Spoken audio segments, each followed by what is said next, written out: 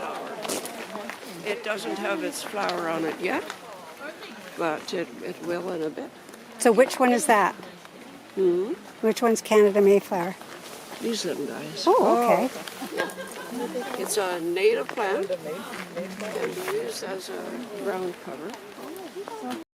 That's the cinnamon fern. It builds up on last year's growth, so it's like a haystack that is growing on. Marsh marigolds help to cleanse pollutants from the water where they are.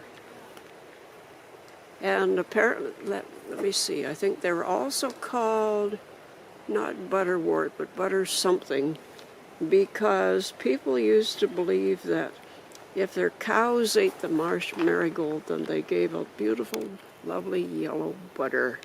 Oh.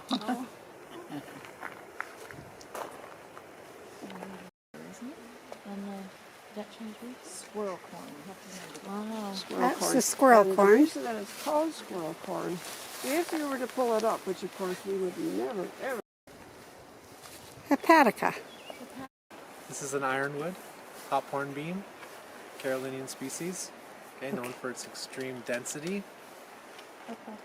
Awesome. And this one here is a blue beech, which is also known as a musclewood, because you can see that the trunk of it looks like a sinewy, strong forearm muscle. Yeah. And it's almost got it almost has a bluey color to it, doesn't it? Yeah. What's that one called?